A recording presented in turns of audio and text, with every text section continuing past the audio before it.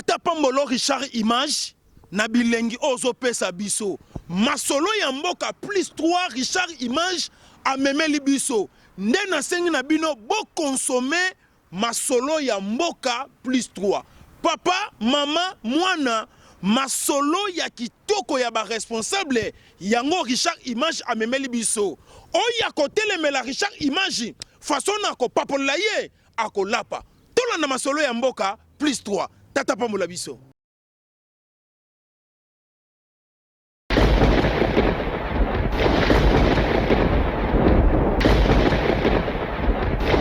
Bonjour na bande ko tout bozo tala biso na 3W masolo ya mboka ya Noko Richard liso lobby ba excellent plus 3 pour ça la bien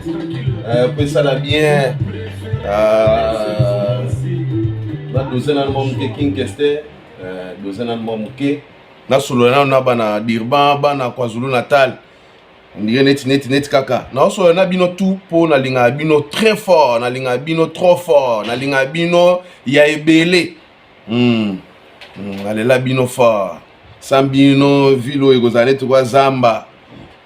j'ai dit je confirme agence la grâce toujours qui déjà na souka ya mbula alors il faut qu'à tous azana bino poto sur la peau boza toujours n'attend Noko Richard li soit lobby na ebisaki bino ki na ozana bino pona ba we ba comprendre ki te ba boule net kaka o mso tuninga mais ozoki nozongele biso nde na bi Noko Richard azana to pétrole di pétrole yango pe mo boy disparaître mo rezongi salipe moi ja salipe makambo na ndenge na ngodi ezana ngo makambo lelo na osolola mwa muke na ozana bino mundai makasiti Noël kalamingite Christmas kalamingite na ba porte na bino ebele ya ba foyer belé makambo ebele surtout na Dirba na obeta cité na ozonga ta après ba fête pour na osolola ba noko ba tantine bozana ta mingi ba oyo basi oyo ba kufeli ba mibale awa kokufela pe mobali ezana ngo normal mais soki obomisi mobali pona komeka kaka omeka kime tala retour na ba pasteur oyo ba yebi ke likamo oyo ba korishaka ngote ba bongisaka pete Bible yango moko elobi ce qui a à César est à César ce qui a Dieu est à Dieu mibeko to kuti yango ezaka ndenge ezawana ebele ba kufa ba mama ebele ba kufa pona ba makambo wana tango yo mama ozokende ko sala impudicité libanda bali pe muluba ba mekaka te otuna kite baste belé ba kofia ebele to kundi bango ebele awa surtout na bata ba fête ndeto kende bo nzambe na ngai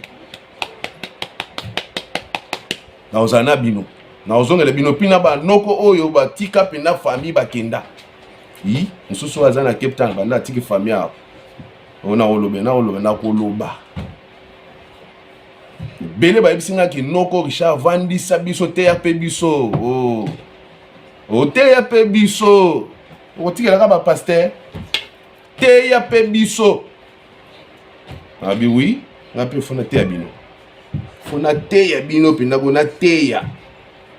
po ebele kutu ba okena église mais au moins pasteur alobi ke no toko bongisa pasteur yo ko bongisa loko e loko elia batu mwasi asali kindumba mobile na ye aza muluba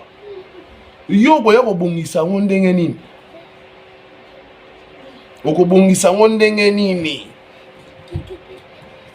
l'histoire vraie retiendra que batu ba kota na mabele Noko Richard so lobi na ozana bino wafa washala bushala bamba na shibufa bantu j'ai dit je confirme mon général soprano clair coffre-fort yo yebi toujours na impact na idéologie gotika la grande wana mais mingi na robeta mo actualité ya rapide pour actualité nationale na biso neti kola o ya biso ya mboka to ko beta mo to mélanger na actualité internationale pour ya monde ezolo bena mikolo état ya mboka na biso eza bien te ezaka likolo menga na yebi ke nzambe asa azwa mboka wana na maboko tout ce qui se fait Nzamba yebi retiendra que un jour mboka wana epesama déjà maboko ya Nzambe l'histoire retiendra que mboka wana président vanda na pouvoir azwa mboka pesi na maboko ya Nzambe ce n'est pas donné à tout le monde dit nani apesaki conseil wana ya sala eloko wana. Il faut koluka koyeba mboka eza na maboko ya Nzambe. Paul Kagame makambo to azosala eza na mokolo oyo ekosila, eza na mokolo oyo ekosila.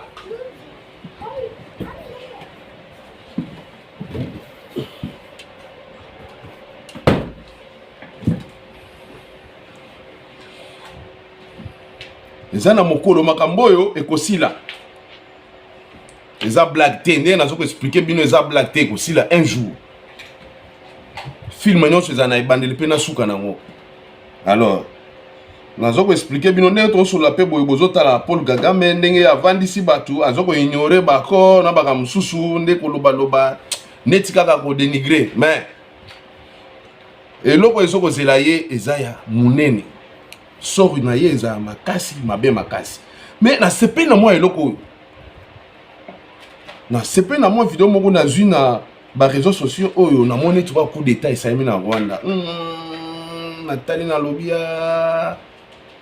bato bazalaka boye ba annoncera déjà arrivé. Ya makambo ndenge ba annoncer déjà arrivé ya Jésus-Christ. Mbotama ya Jésus-Christ ekozala boye, kozala boye. Le Messie viendra. Koko sala maboye to ezaka ndoto mena réseaux sociaux na bendi film na bino na balancer bino na moi eloko.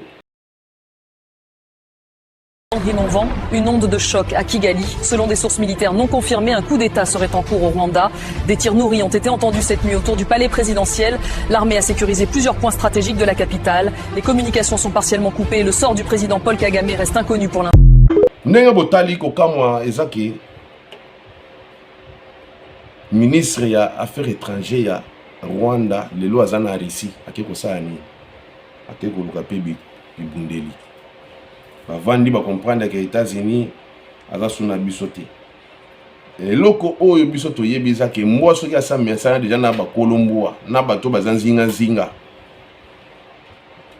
mais ça na yebi déjà mututu ata ozui fimbo beti ebo mwana baluki azuni. Mais soki bakolomboa na bato bazanzinga zinga basi baleli bulu balobi mbwa oyo tomeli pe na ye to mona souvient te photo d'ame il faut que dame eza déjà boule eza déjà maloba mais mbwa abosana kaka azoko sala kaka neti lokola makambo nyonso ezotambola bien etambola bien te makambo to eza bien te suka nango esali bakolia yango ezali tuka ba Paul Kagame akoliama mais tozosenga kaka na chef de l'État aza toujours mobilisé de tous les temps tous les jours aza toujours na temps nayebi ke oza dikando oza maître ndenge oza wana po makambo ozosala bao bazo comprendre te ezaka bayuma mais bavrai noko basi ba comprendre déjà bavrai noko basi ba comprendre déjà neti kwa mwa likambo nazala nabeta bino na mwa eloko na tolanda na mwa moke nga na bino boyoka mwa ndenge ezali.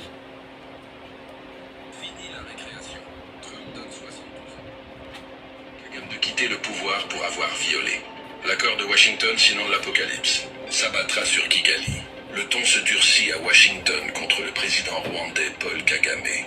Dans une déclaration au vitriol publiée sur les réseaux sociaux, Von Batten, figure influente proche des cercles politiques américains, a appelé sans détour à la fin du régime de Kigali,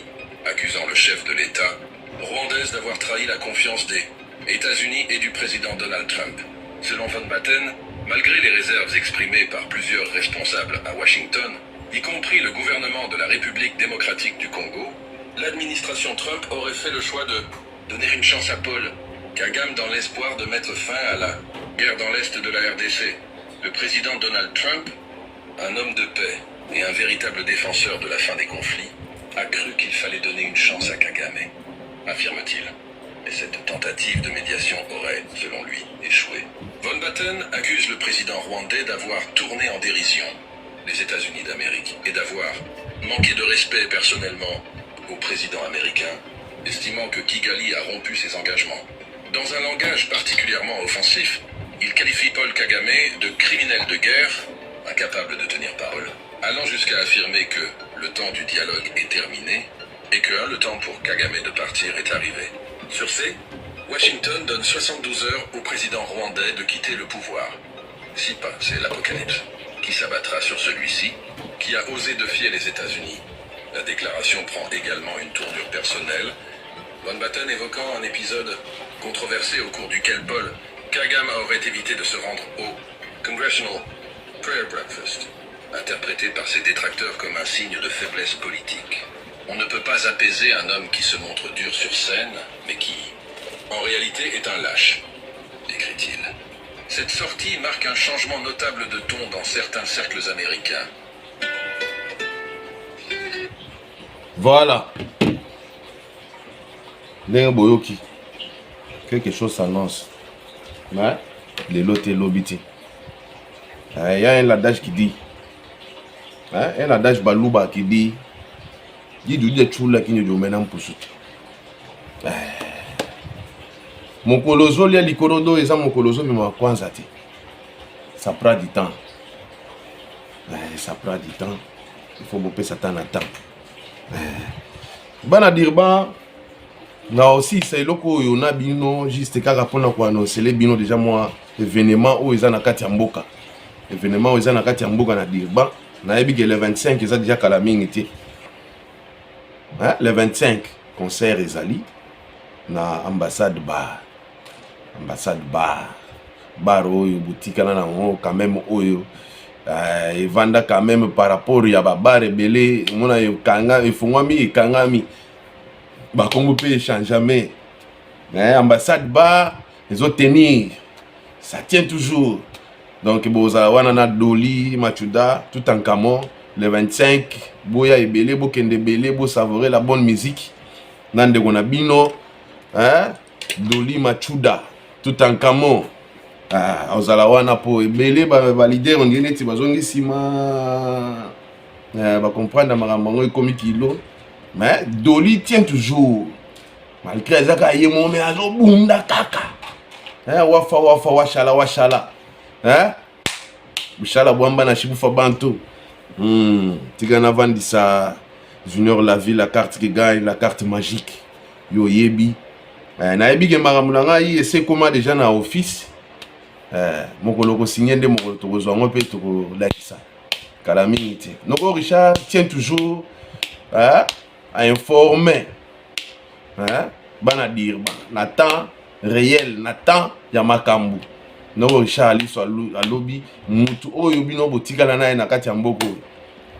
net ka to alaki pe belé mais to tikali botikali ga na ngati za suna bango baza suna bango baza combien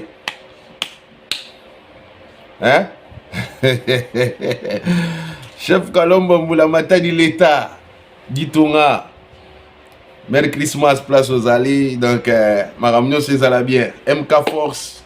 pene na mboka yo yebi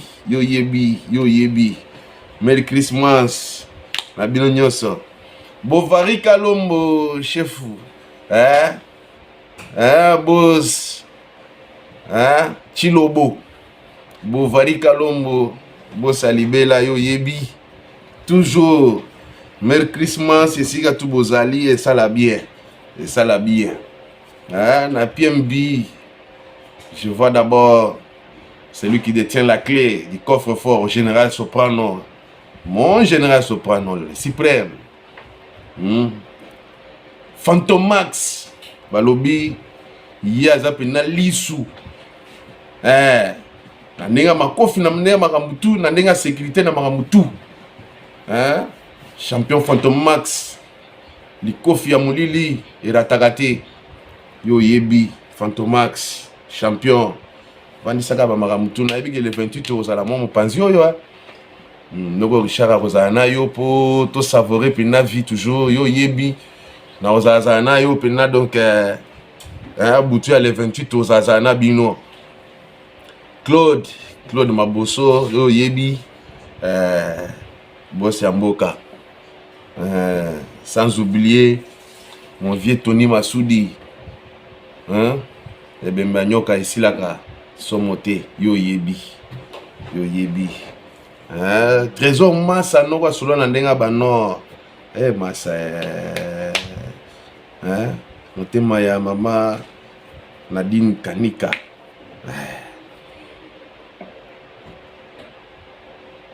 Maman aimée fondation et qu'on m'appelle awati comme ça fondation awati na dirba fondation vivre pour les autres Maman aimée quand tout bien ça yo yebi quand yo yebi na kini na yebi ko so vendre ici déjà fondation mais et qu'on m'appelle ko to e vendre pour ezala bien makambo ezala kaka papi mukareva bon chic bon jar yo yebi puissance mvukani wetu Merry Christmas na bino nyonso na bige boza tellement ebele retrouvaille Kinkole chez papa Edoka na maman Alpha na bige boza ebele na kotika bino kaka na mwa eloko muke me na kozonga na lisolo na zobetela bino pona kozongisa banoko na ta kozongisa pe batantine na ta na yebi ke na décembre oyo tant okota année prochaine nde ba makambo yaka oyebaki te oyokaki te ngai nazobeta sete na ba pasteur pasteur Janta évangéliste évangéliste Yilunga mwana walesa ekomaka te ekomi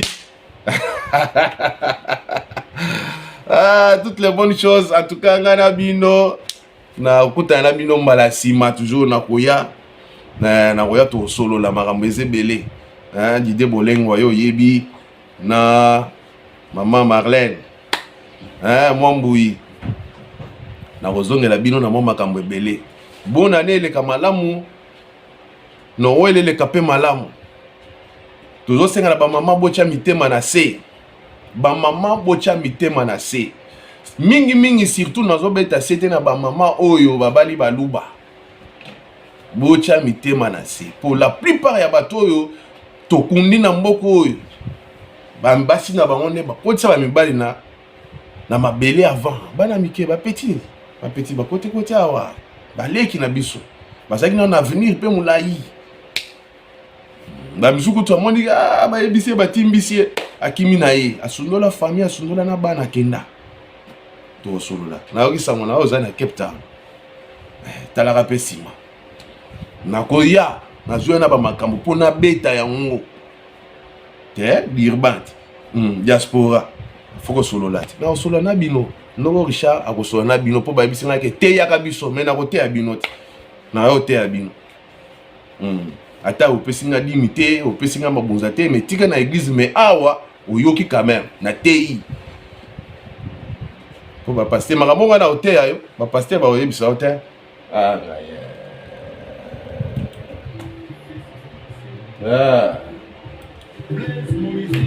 voilà ngana bino to silani tokotani suna mbala sima Noko Richard so lobi akozaza na bino kaka wa lobi ke ono soki ndeni italien moko po ba yuma mboka wane ko sala bien kalate l'histoire retiendra que un jour likambo moko boy salemaki mais tala lelo